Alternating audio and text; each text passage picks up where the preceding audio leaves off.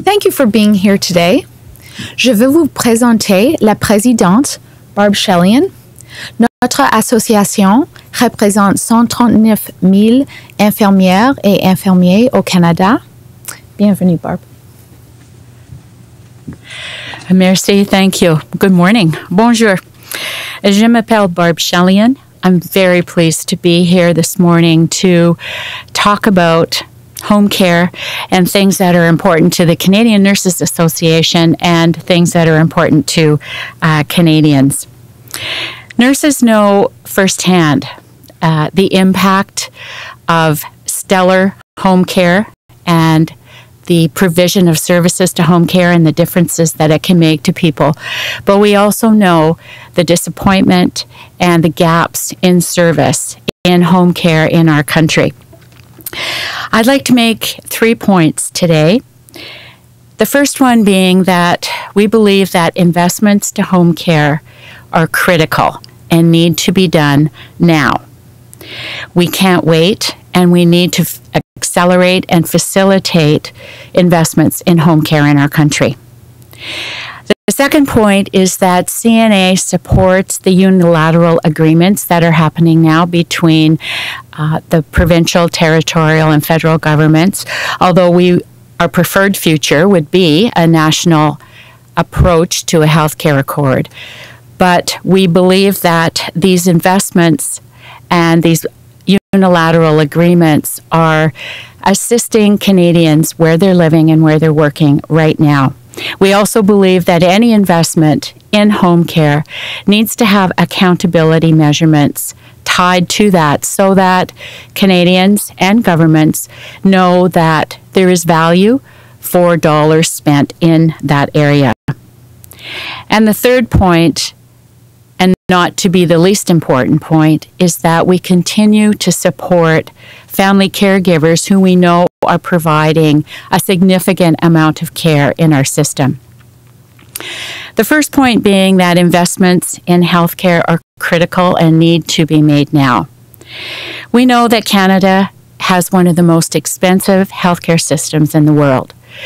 We also know that Canadians are invested in their healthcare system. If you go to a Tim Hortons or your neighborhood coffee shop, you know that Canadians will be talking about the weather, about politics, and most likely the healthcare system. We have an investment in the system, and we are not willing to give up on our system. We know improvements need to be made, and we know that efficiencies need to happen, and we believe that an investment in home care can achieve many of those things. We also recognize that there's a high degree of volunteerism and family members who are providing care in the home care situation. This is a reality that I live and breathe every day in my work as a registered nurse. We know that on any given day, there's in the neighborhood of 7,500 people who are currently occupying acute care hospital beds who could be discharged but are not discharged because of the singular reason that the home care resources are not available to them.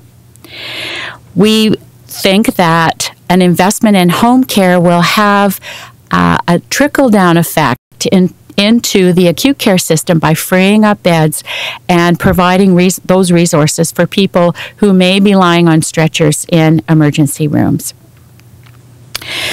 We are supporting motion, not commotion, in terms of investments in home care, and that action needs to happen now. We have done recent polling through NANUS, and our polling shows us that 85% of the Canadians who we asked the question believe that home care and community-based services need to be increased in our country. When we asked those questions of registered nurses, 99% of registered nurses said they believe that an investment in community-based services, specifically home care, can make a difference for the care that they provide in whatever place that they're working. My second message is that CNA supports the new bilateral agreements that the federal government has struck with some provinces and territories.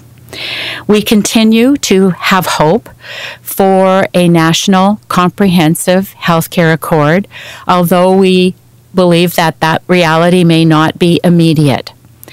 But the bilateral agreements are providing support to people in provinces and territories who need that enhancement to home care and need it right now.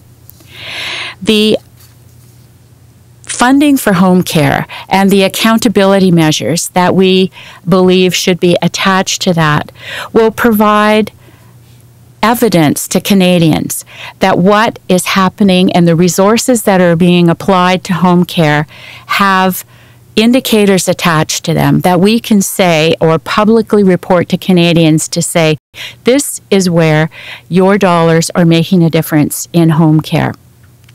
Right now, we are measuring things in home care. That's not to say that we don't, but it has more to do with the systems and the structures than the actual outcomes. So we are suggesting that there needs to be a national approach to standards and accountability measures across home care, similar to what happens in hospitals. If I go to a hospital in Vancouver, British Columbia, or I go to a hospital in Charlottetown, PEI, I know that in that emergency room, there will be the same standards, the same guidelines, the same indicators related to my care.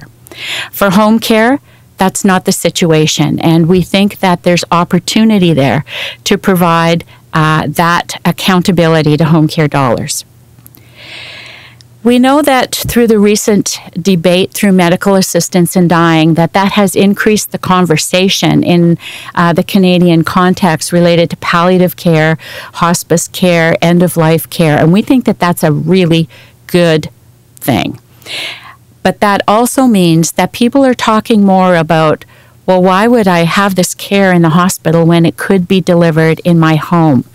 And we believe that there's a real opportunity to increase the value, the quality, and the outcomes for people who are at end of life by increasing home care resources.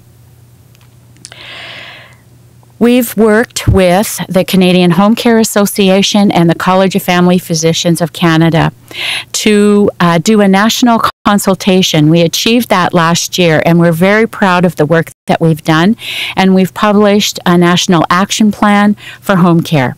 We have shared that with our partners in the federal government. We've shared that at the jurisdictional level, and we've had some very positive results and response related to that.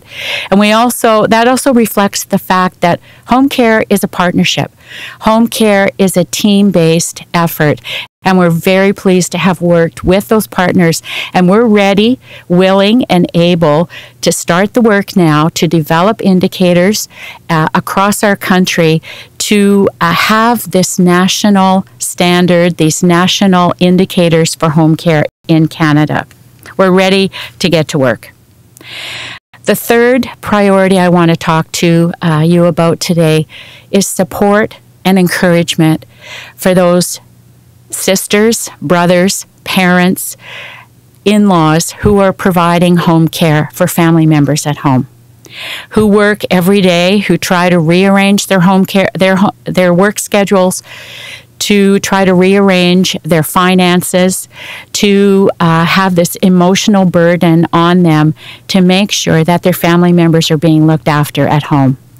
That's really important, and we're asking today for the Prime Minister to make a statement on National Carers Day, which is April 4th, to recognize the investment and commitment that these Canadians have for their family members to be able to manage their home care at home. In closing, nurses believe that home care is important. It needs to be treated in the same way that we treat other services, other healthcare services, and we want Canadians to have the benefit of care at home in an efficient way. We also believe that investment in home care has the opportunity to sustain the healthcare system that we know and love. Thank you very much.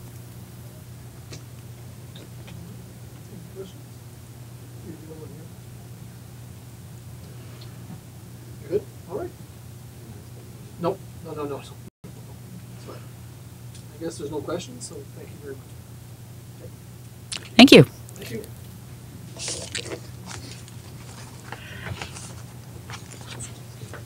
Hello.